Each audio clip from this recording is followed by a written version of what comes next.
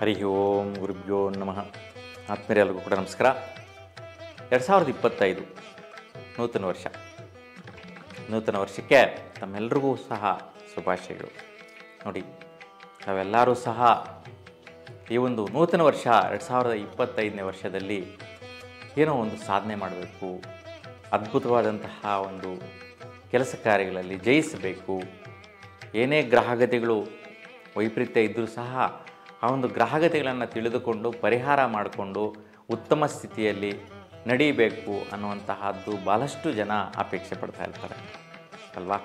ಏಕೆಂತಂದರೆ ಒಂದು ಹೊಸ ವರ್ಷ ಬಂದ್ರೂ ಉತ್ಸಾಹ ಬರುತ್ತೆ, ಯುಗಾದಿ ಬಂದ್ರೂ ಒಂದು ಉತ್ಸಾಹ ಇರುತ್ತೆ, ಇಲ್ಲ ಜನ್ಮ ದಿನಾಂಕ ಬಂದ್ರೂ ಒಂದು ಉತ್ಸಾಹ ಇರುತ್ತೆ. ಜನ್ಮ ದಿನಾಂಕದಿಂದ ಅವರು ಹುಟ್ಟಿರ್ತಕ್ಕಂತಹ ಜನಿಸಿರುವ ದಿನದಿಂದ ಬರುವ ವರ್ಷದೊಳಗಡೆ ಏನಾದರೂ ಸಾಧನೆ ಮಾಡಬೇಕು, ನೂತನ ವರ್ಷದಿಂದ ಮತ್ತೆ ಬರುವ ನೂತನ ವರ್ಷದವ್ರಿಗೆ ಏನೋ ಒಂದು ಸಾಧನೆ ಮಾಡಬೇಕು, ಯುಗಾದಿಯಿಂದ ಬರುವ ಯುಗಾದಿಯವ್ರಿಗೆ ಏನೋ ಒಂದು ಸಾಧನೆ ಮಾಡಬೇಕು.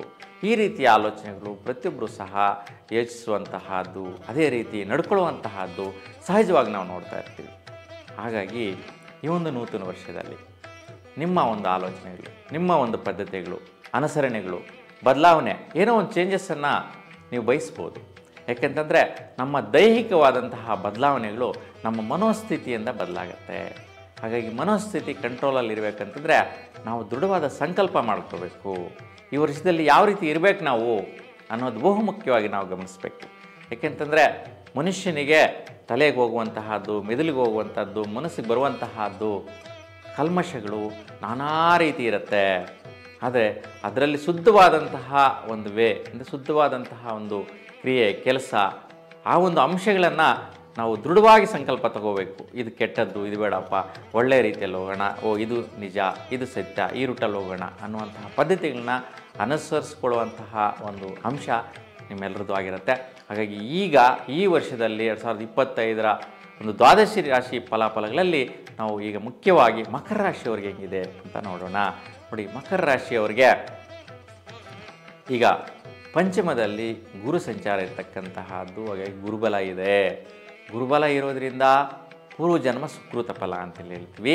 ಅಂದರೆ ಹಿಂದಿನ ಜನ್ಮದಲ್ಲಿ ನೀವೇನೋ ಒಂದು ಕೇಳ್ಕೊಂಡು ಬಂದಿರ್ತೀರ, ಇಲ್ಲ ಮನಸ್ಸಲ್ಲಿ ಇರ್ತಕ್ಕಂಥ ಕೋರಿಕೆಗಳನ್ನು ಈ ಜನ್ಮದಲ್ಲಿ ನಿಮಗೆ ಸಫಲತೆ ಆಗುವಂತಹದ್ದು, ಅದರ ಫಲ ಪಡೆಯುವಂತಹದ್ದು, ಅದರ ಪ್ರತಿಫಲನ ನೀವು ನೋಡುವಂತಹದ್ದು ನಿಮಗೆ ನಡೀತಾ ಇದೆ. ಈ ಒಂದು ಸ್ಥಿತಿ ಎಲ್ಲಿವರೆಗೂ ಇರುತ್ತೆ ಅಂತಂದರೆ ಮೇ 15ನೇ ತಾರೀಕುವರೆಗೂ ಮಾತ್ರ ಇರುತ್ತೆ. ಏಕೆಂತಂದರೆ ಪೂರ್ವ ಪುಣ್ಯಸ್ಥಾನದಲ್ಲಿ ಗುರು ಸಂಚಾರ. ಗುರು ಅಂತಂದ್ರೇ ಕುಬೇರ ಯೋಗ ಬಲ, ಬ್ರಹ್ಮಬಲ, ಅಂದರೆ ಬ್ರಹ್ಮದೇವರ ಒಂದು ಅನುಗ್ರಹ ಇದ್ರೇ ಗುರುಬಲ. ಹಾಗಾಗಿ ಗುರುಗಳು ಅಂತಂದರೆ ಶ್ರೇಷ್ಠರು ಅಲ್ವಾ. ಹಾಗಾಗಿ ನಾವೊಂದು ವಿದ್ಯೆ, ಪಾಠ, ಒಂದು ಕಲಿಕೆ ಏನೇ ಇರಲಿ, ಗುರು ಇಲ್ದಿದ್ದು ಯಾವುದೂ ಆಗಲ್ಲ. ಹಾಗಾಗಿ ಗುರುಗಳ ಒಂದು ಅನುಗ್ರಹ ನಮಗೆ ತುಂಬ ಪ್ರಮುಖವಾಗಿರ್ತಕ್ಕಂಥದ್ದು. ಅದೇ ರೀತಿ ಗುರುವಿನ ಬಲ ನಿಮಗೆ ತುಂಬ ಅತ್ಯುತ್ತಮವಾಗಿದೆ, ಶುಭದಾಯಕವಾಗಿದೆ.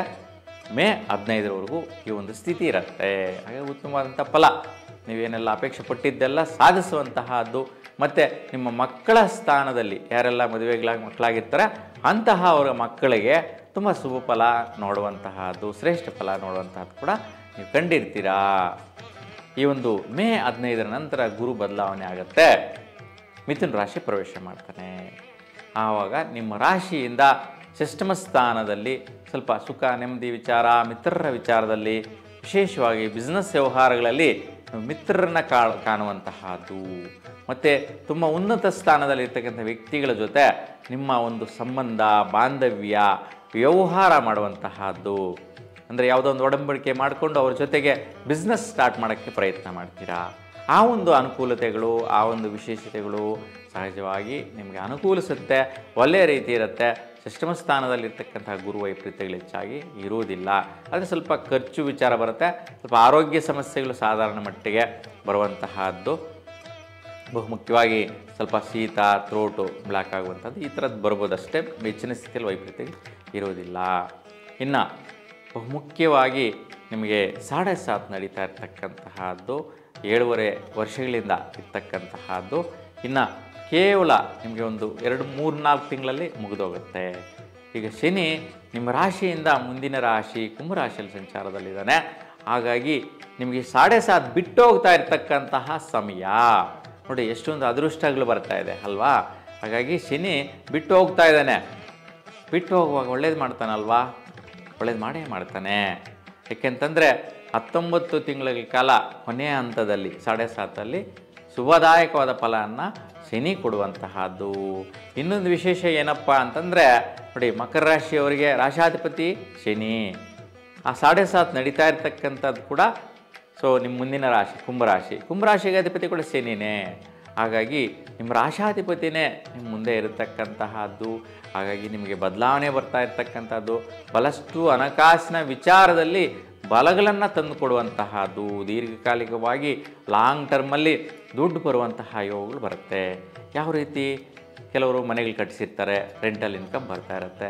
ಯಾವುದೋ ಒಂದು ಕಂಪ್ನಿ ಸ್ಟಾರ್ಟ್ ಮಾಡಿರ್ತಾರೆ, ಅದರಲ್ಲಿ ಬೆನಿಫಿಟ್ಸ್ ಬರ್ತಾ ಇರುತ್ತೆ. ಈ ರೀತಿ ಲಾಂಗ್ ಟರ್ಮಲ್ಲಿ ಬರ್ತಾ ಇರ್ತಕ್ಕಂತಹ ಒಂದು ಧನಪ್ರಾಪ್ತಿ ಯೋಗದ ಅವಕಾಶಗಳು ನಿಮ್ಮದಾಗಿರುತ್ತೆ.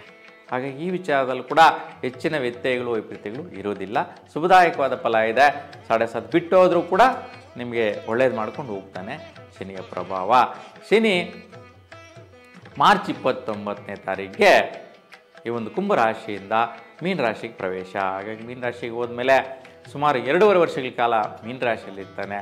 ಹಾಗಾಗಿ ಆ ಒಂದು ರಾಶಿಯಲ್ಲಿದ್ದ ಶನಿಯ ಪ್ರಭಾವದಿಂದ ನಿಮ್ಮೆಲ್ಲ ಒಂದು ಅನಿಸಿಕೆಗಳು, ಅಭಿಪ್ರಾಯಗಳು, ನಿಮ್ಮ ಮನಸ್ಸಲ್ಲಿರ್ತಕ್ಕಂತಹ ಕೋರಿಕೆಗಳು ನೆರವೇರುವಂತಹದ್ದು, ನಿಮ್ಮ ಪರಾಕ್ರಮದಲ್ಲಿ ಜಯಿಸುವಂತಹದ್ದು ಶುಭದಾಯಕವಾಗಿರುತ್ತೆ, ಅನುಕೂಲಕರವಾಗಿರುತ್ತೆ, ಉತ್ತಮವಾಗಿರುತ್ತೆ. ಈ ವಿಚಾರದಲ್ಲಿ ಕೂಡ ವೈಪರೀತ್ಯಗಳಿರೋದಿಲ್ಲ. ಉತ್ತಮವಾದಂತಹ ಬಲವನ್ನು ಕೊಡ್ತಾನೆ ಅಲ್ಲಿ 2.5 ವರ್ಷಗಳ ಕಾಲ. ಇನ್ನು ರಾಹು ಪ್ರಭಾವದ ವೈಪರೀತ್ಯಗಳು ಸುಮಾರಷ್ಟು ಪ್ರಯತ್ನಗಳಲ್ಲಿ ವಿಳಂಬ ಆಗ್ತಾಯಿತ್ತು, ಸುತ್ತಾಟ ತಿರುಗಾಟಗಳಿತ್ತು. ಈ ಒಂದು ಮೇ 30ರ ನಂತರ ರಾಹು ನಿಮಗೆ ಕುಂಭರಾಶಿ ಪ್ರವೇಶ ಮಾಡ್ತಾನೆ. ಈ ವಕ್ರಸ್ಥಿತಿಯಲ್ಲಿ ಬರುವಂತಹ ಒಂದು ರಾಹುವಿನ ಪ್ರಭಾವದಿಂದ ಸ್ವಲ್ಪ ಹಣಕಾಸಿನ ವಿಚಾರದಲ್ಲಿ ನಿಧಾನ ಆಗುವಂತಹದ್ದು, ಲೇಟ್ ಆಗುವಂತಹ ಸಾಧ್ಯತೆಗಳು ಬರುತ್ತೆ, ಜೊತೆ ವೈಪರೀತ್ಯಗಳಿರುತ್ತೆ. ಮತ್ತು ರಾಹು ನಿಮ್ಮ ರಾಶಿಯಿಂದ ಸ್ವಲ್ಪ ಅಷ್ಟಮ ಸ್ಥಾನ ನೋಡ್ತಾ ಇರ್ತಾನೆ. ಹಾಗಾಗಿ ಸ್ವಲ್ಪ ತಲೆ ಭಾರ, ತಲೆಗೆ ಟೆನ್ಷನ್ಸ್ ಬರುವಂತಹದ್ದು, ನಿಮ್ಮ ಹೊರೆಯೋಕ್ಕಾಗದೇ ಇರುವಂತಹ ಜವಾಬ್ದಾರಿಗಳು, ಯಾರ್ದೋ ದುಡ್ಡು ಕಾಸು ಕಮಿಟ್ಮೆಂಟ್ಸ್ಗೆ ನೀವು ಜವಾಬ್ದಾರರಾಗಿಬಿಡ್ತೀರಾ, ನೀವು ಕಟ್ಟೋ ರೀತಿ ಆಗಿಬಿಡ್ತೀರಾ. ಅವಾಗ ನಿಮ್ಗೆ ಬರ್ಡನ್ನೇ ಅಲ್ವಾ, ಟೆನ್ಷನ್ ಅಲ್ವಾ, ಸಮಸ್ಯೆನೇ ಅಲ್ವಾ. ಹಾಗಾಗಿ ಅವೆಲ್ಲವೂ ಕೂಡ ಬಾರದಿರ ಇರಲಿ ಅಂತ ಹೇಳ್ಬಿಟ್ಟು ಶಕ್ತಿ ಮಾತೆಯ ದರ್ಶನ ಮಾಡಿ ಅಲ್ಲಿ ನೀವು ತಂಬಿಟ್ಟಿನ ದೀಪಗಳನ್ನು 9 ತಂಬಿಟ್ಟಿನ ದೀಪಗಳನ್ನು ತುಪ್ಪದಿಂದ ಬೆಳಗಿಸೋದರಿಂದ ಈ ಒಂದು ವೈಪರೀತ್ಯಗಳೆಲ್ಲವೂ ಸಹ ನಿವಾರಣೆ ಆಗುತ್ತೆ. ಈ ಒಂದು ಪರಿಹಾರ ಮಾಡ್ಕೊಳ್ಳಿ, ಶುಭ ಫಲ ಸಿಗುತ್ತೆ. ಇನ್ನು ನಿಮಗೆ ಭಾಗ್ಯಸ್ಥಾನದಲ್ಲಿ ಬಹಳಷ್ಟು ವ್ಯವಹಾರಗಳು ಸಕ್ಸಸ್ ಆಗಿರುತ್ತೆ. ಭಾಗ್ಯಸ್ಥಾನದಲ್ಲಿ ಭೂಮಿ ವ್ಯವಹಾರ ಆಗಿರ್ಬೋದು, ಬಿಸ್ನೆಸ್ ವ್ಯವಹಾರ ಆಗಿರ್ಬೋದು, ಮನೆ ಸೆಟಲ್ಮೆಂಟ್ಸ್ ಆಗಿರ್ಬೋದು, ಈ ಒಂದು ಬಂಧುವರ್ಗದಲ್ಲಿಗೆ ಏನೇ ಒಂದು ಮಾಡೋಕ್ಕೆ ಹೋಗಿರ್ತೀರ ಪ್ರಯತ್ನಗಳು, ಅವೆಲ್ಲವೂ ಕೂಡ ಭಾಗ್ಯದ ರೂಪದಲ್ಲಿ, ವ್ಯವಹಾರಗಳ ರೂಪದಲ್ಲಿ ಸಕ್ಸಸ್ ಸಿಕ್ಕಿರ್ತಕ್ಕಂಥ ದಿನಗಳು ನೋಡಿದ್ದೀರಾ. ಆ ಒಂದು ಅನುಕೂಲತೆ ಮೇ 30ರವರೆಗೂ ಸಹ ಮುಂದುವರಿಯುತ್ತೆ. ಆ ನಂತರ ಕೇತು ನಿಮಗೆ ಸಿಂಹರಾಶಿಗೆ ಪ್ರವೇಶ ಮಾಡ್ತಾನೆ. ಹಾಗಾಗಿ ಈ ಒಂದು 30ನೇ ತಾರೀಕು ಮೇಗೆಲ್ಲ ಕೇತು ನಿಮ್ಮ ರಾಶಿಯಿಂದ ಅಷ್ಟಮ ಸ್ಥಾನ ಆಗಿರ್ತಕ್ಕಂಥ ಸಿಂಹರಾಶಿಗೆ ಪ್ರವೇಶ ಆಗ್ತಾ ಇದ್ದಾನೆ. ಹಾಗಾಗಿ ಈ ಒಂದು ಸಿಂಹರಾಶಿಯಲ್ಲಿರ್ತಕ್ಕಂತಹ ಒಂದು ಶನಿಯ ಪ್ರಭಾವದಿಂದ ಮೇ 30ರ ನಂತರ 1.5 ವರ್ಷಗಳ ಕಾಲ, ಅಂದರೆ 18 ತಿಂಗಳ ಕಾಲ ಬಹಳಷ್ಟು ಸ್ವಲ್ಪ ವ್ಯತ್ಯಯಗಳಿರುತ್ತೆ, ವೈಪರೀತ್ಯಗಳಿರುತ್ತೆ. ಆಕ್ಸಿಡೆಂಟ್ಸ್ ಆಗುವಂತಹದ್ದು, ನರ್ವ್ಸ್ ಪ್ರಾಬ್ಲಮ್ ಬರುವಂತಹದ್ದು, ಬ್ಯಾಕ್ ಪೇನ್ ಬರುವಂತಹದ್ದು, ಈ ಒಂದು ವೈಪರೀತ್ಯಗಳಾಗುವಂಥದ್ದು, ಅಗ್ನಿ ದುರಂತಗಳಾಗುವ ಸಾಧ್ಯತೆಗಳಿರುತ್ತೆ. ಅಂದರೆ ಸ್ವಲ್ಪ ಎಲೆಕ್ಟ್ರಿಕ್ ಶಾಕ್ ಹೊಡೆಸ್ಕೊಳ್ಳುವಂತಹದ್ದಾಗಿರ್ಬೋದು. ಅದಕ್ಕೆ ಯಾರೆಲ್ಲ ಈ ಒಂದು ಬೆಸ್ಕಾಮ್ ಡಿಪಾರ್ಟ್ಮೆಂಟಲ್ಲಿ ಇರ್ತೀರಾ ಮಕರ ರಾಶಿಯವರು, ತುಂಬ ಜಾಗೃತರಾಗಿರಿ. ಮತ್ತು ಅಗ್ನಿ ಒಂದು ಶಾಮಕ ದಳದಲ್ಲಿರ್ತಕ್ಕಂಥವರು ತುಂಬ ಜಾಗೃತಿಯಿಂದ ಇರಿ. ಹಾಗಾಗಿ ಅಗ್ನಿಶಾಮಕ ದಳ ಮತ್ತು ಒಂದು ಎಲೆಕ್ಟ್ರಿಕ್ ಡಿಪಾರ್ಟ್ಮೆಂಟ್ಗಳಲ್ಲಿರ್ತಕ್ಕಂಥವರು ಯಾರೆಲ್ಲ ಕೆಲಸ ನಿರ್ವಹಿಸ್ತಾ ಇರ್ತೀರ ಅಂತಹವರೆಲ್ಲರೂ ಕೂಡ ತುಂಬ ಜಾಗೃತೆಯಿಂದ ಇರಿ. ಸ್ವಲ್ಪ ಆರೋಗ್ಯ ಸ್ಥಿತಿಯಲ್ಲಿ ವೈಪರೀತ್ಯಗಳ ಕಂಡುಬರುವಂತಹದ್ದು, ಅವಘಡಗಳನ್ನು ಕಂಡುಬರುವಂತಹ ಸಾಧ್ಯತೆ ಜಾಸ್ತಿ ಇರುತ್ತೆ. ಈ ಒಂದು ವೈಪರೀತ್ಯ ನಿವಾರಣೆಗೋಸ್ಕರ ಈ ಒಂದು ತೊಂದರೆಗಳು ಬರುವಂತಹದ್ದು ಮೇ 30ರ ನಂತರ ಆಗಿರೋದ್ರಿಂದ ಆ ನಂತರದ ದಿನಗಳಲ್ಲಿ ಸುಮಾರು 1.5 ವರ್ಷಗಳ ಕಾಲ ಇರುತ್ತೆ. ಈ ಒಂದು ದಿನಗಳಲ್ಲಿ ನೀವೇನು ಮಾಡಬೇಕು ಅಂತಂದರೆ, ಪ್ರತಿ ಸೋಮವಾರದ ದಿನ ಉರುಳಿಯನ್ನು, ಅಂದರೆ ಭಾನುವಾರ ರಾತ್ರಿಯೇ ಉರುಳಿಯನ್ನು ನೆನೆಸಿಬಿಟ್ಟು ಸೋಮವಾರ ಬೆಳಗ್ಗೆ ನೆನೆಸಿರ್ತಕ್ಕಂತಹ ಒಂದು ಉರುಳಿ ಬೆಲ್ಲದ ಜೊತೆ ಸೇರಿಸಿ ಕೋತಿಗಳಿಗೆ ಕೊಡೋದು ಮತ್ತು ಹಸುಗಳಿಗೆ ಕೊಡೋದು ಮಾಡಿದ್ರೆ ಈ ಒಂದು ಗಂಡಾಂತರ, ಈ ಒಂದು ವೈಪರೀತ್ಯ ನಿಮಗೆ ಬರುವುದಿಲ್ಲ. ಈ ಒಂದು ವಿಚಾರ ತುಂಬ ಜಾಗೃತಿಯಿಂದ ನೀವು ಗಮನಿಸಬೇಕು. ಏಕೆಂತಂದರೆ ಈ ಒಂದು ಕೆಲವರು ಜಾತಕಸ್ಥರಲ್ಲೇ ಈ ರೀತಿ ಇರುತ್ತೆ. ಅಂದರೆ ನಿಮ್ಮ ಒಂದು ಮಕರ ರಾಶಿಯವರಿಗೆ ಅಷ್ಟಮ ಸ್ಥಾನದಲ್ಲಿ ಕೇತುನೇ ಸಂಚಾರ ಮಾಡ್ತಾ ಇರ್ತಾನೆ. ಅಂತಹ ಅವರಿಗೆ ಖಂಡಿತವಾಗಿಯೂ ವೈಪರೀತ್ಯಗಳು ಬರೋ ಸಾಧ್ಯತೆ ಇರುತ್ತೆ. ಹಾಗಾಗಿ ಅಂತಹ ಜಾತಕಸ್ಥರು ಮತ್ತು ಉಳಿದಿರ್ತಕ್ಕಂತಹ ಅವರು ಕೂಡ ಈ ರಾಶಿಯವರಿಗೆ ಸ್ವಲ್ಪ ಮಟ್ಟಿಗೆ ಆದರೂ ಎಫೆಕ್ಟ್ಗಳು ಬರೋ ಸಾಧ್ಯತೆ ಇರುತ್ತೆ. ಹಾಗಾಗಿ ಇದು ಭಯ ಇಡಿಸುವಂತಹ ವಿಚಾರ ಅಲ್ಲ, ತಿಳ್ಕೊಳ್ಳುವಂತಹ ವಿಚಾರ.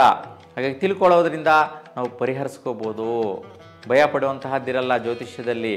ಹಾಗಾಗಿ ಪರಿಹಾರ ಮಾಡ್ಕೊಳ್ಳೋದಕ್ಕೆ ಮಾರ್ಗ ಇರುತ್ತೆ, ವೈಜ್ಞಾನಿಕವಾದಂಥ ಕಾರಣ ಇರುತ್ತೆ. ಆ ಒಂದು ವೈಜ್ಞಾನಿಕ ರೀತಿ ನಮ್ಮ ದೋಷನ ನಾವೇ ಪರಿಹಾರ ಮಾಡ್ಕೊಳ್ಳುವಂತಹ ಯೋಗ ಭಾಗ್ಯನ ಭಗವಂತ ಕೊಟ್ಟಿರ್ತಾನೆ.